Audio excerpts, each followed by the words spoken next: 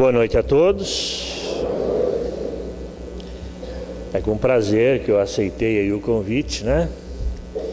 Especialmente porque quando a gente substitui alguém que sabe mais, a responsabilidade diminui um pouquinho, porque afinal de contas, se não for muito bem,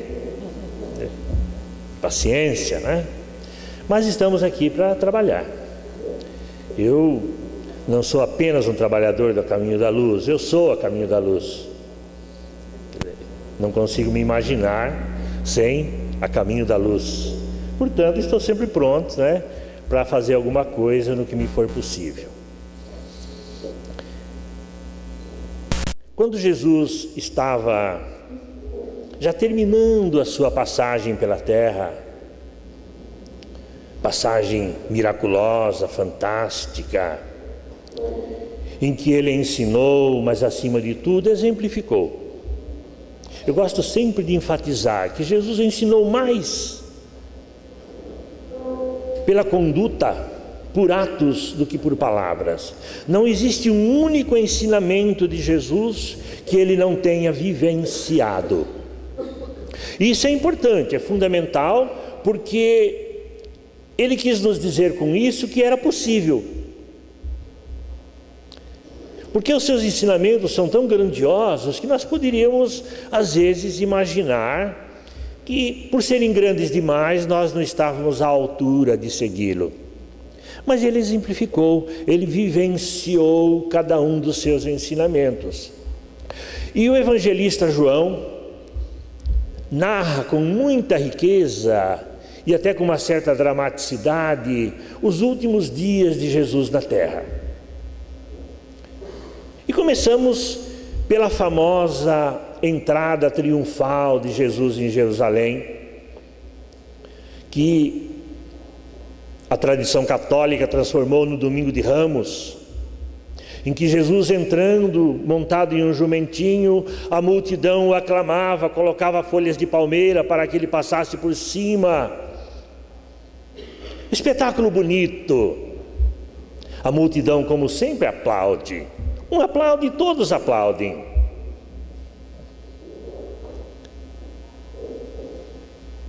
É claro que os apóstolos devem ter ficado maravilhados. Será que um dia acontecerá isso conosco?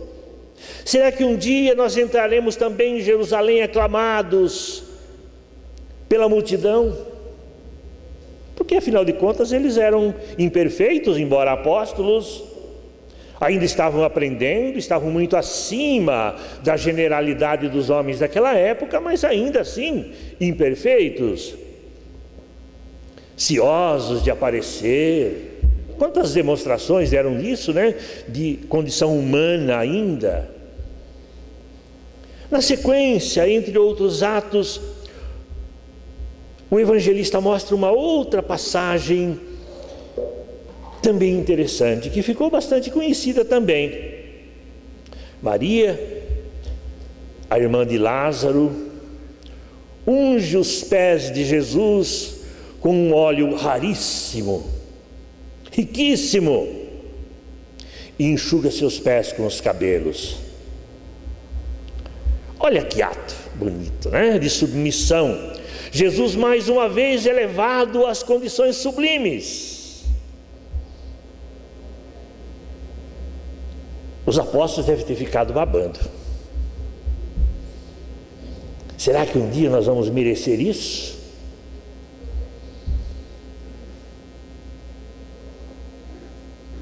E esperavam que talvez Jesus fosse mencionar isso de alguma forma, fosse com palavras, ou até dizer, nossa, vocês viram, né? Como essa multidão me ama, como o povo me ama, como Maria me ama. Mas nos dias seguintes ele surpreendeu a todos com um ato que contrariava tudo aquilo que eles imaginavam. Ele lavou os pés de todos os apóstolos e os enxugou. A Igreja Católica também consagrou isso, e o bispo de vez em quando faz isso, depois deve desinfetar a mão. Eu desinfetaria, né, especialmente em época de gripe suína. A gente tem que tomar cuidado. Mas por que Jesus fez isso na realidade? Talvez para quebrar aquele espírito de grandeza que os apóstolos estavam acreditando. Aquilo não é nada. Aquele mesmo público, aqueles mesmos homens e mulheres que me aplaudiram em Jerusalém, virarão as costas para mim. E foi o que aconteceu. Pouco tempo depois, aquela mesma multidão aplaudia a crucificação de Jesus. Crucifica-o, crucifica-o, gritavam. Jesus quis mostrar como é efêmera a glória humana. É preciso que nós tenhamos a grandiosidade dentro de nós, mas não nos preocupemos com aquilo que os outros pensam, com os aplausos, com os elogios, com as vaidades. Mas por que eu estou falando isso? O tema da palestra não é esse, é na casa do meu pai há muitas moradas. Mas é que também na sequência desse texto, Jesus passa a falar aos apóstolos, preparando-os para os dias que viriam, que seriam dias tormentosos, dias sofridos, em que ele anunciava e falava sobre o que os apóstolos iam passar, sobre os sofrimentos, sobre a necessidade de renúncia, sobre a necessidade da compreensão, do perdão, e anunciava a própria morte. Ele já anunciava que ele deveria passar pelo suplício da cruz. Ele não falava claramente, mas os apóstolos entenderam que era chegado o seu momento. E eles estavam muito tristes. Afinal de contas, foram 3 anos maravilhosos, de muito trabalho. E eles esperavam que aquilo se prolongasse no tempo pela eternidade. Afinal de contas, ele era o Messias. E como ele anunciava agora que ele deveria morrer, que estava fim do seu ministério na terra. E ele não deixou de consolar os seus apóstolos, e ele disse: não se turbe o vosso coração, ou seja, não entristeçam, não fiquem tristes com o que vai acontecer. Na casa do Pai há muitas moradas. Se assim não fosse, eu teria dito: vou preparar-vos lugar. E se eu for, eu voltarei para levar vocês comigo. Kardec parou aí no relato, no Evangelho, mas na sequência diz: mas vós sabeis para onde eu vou e conheceis o caminho. Todas as vezes, ou muitas vezes que eu ouço oradores, seja espíritas, seja de outras crenças religiosas, falar sobre isso, eles dizem: Jesus foi preparar lugar. Na realidade ele não disse isso, ele disse: na casa do Pai há muitas moradas. Se não existisse, eu teria dito que vou preparar lugar e voltaria para levar vocês. Mas vocês já sabem para onde eu vou. E um dos apóstolos, Tiago, então pergunta: mestre, nós não sabemos para onde o Senhor vai.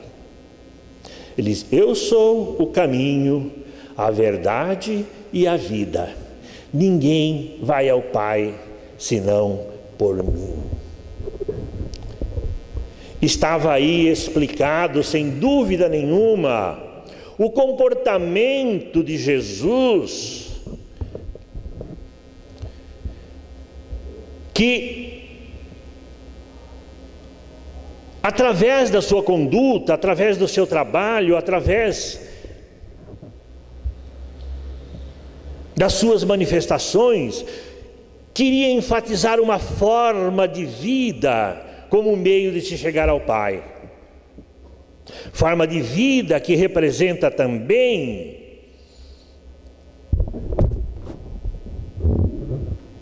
maneira de se relacionar com as pessoas. Kardec muito sabiamente colocou no Evangelho segundo o Espiritismo a descrição desses mundos de que Jesus falava. As religiões tradicionais, ainda crentes, ainda entendendo essas casas do Pai como o céu, como lugares no céu. Existem até relatos fantásticos de cidades com muros de ouro, com casas miraculosas,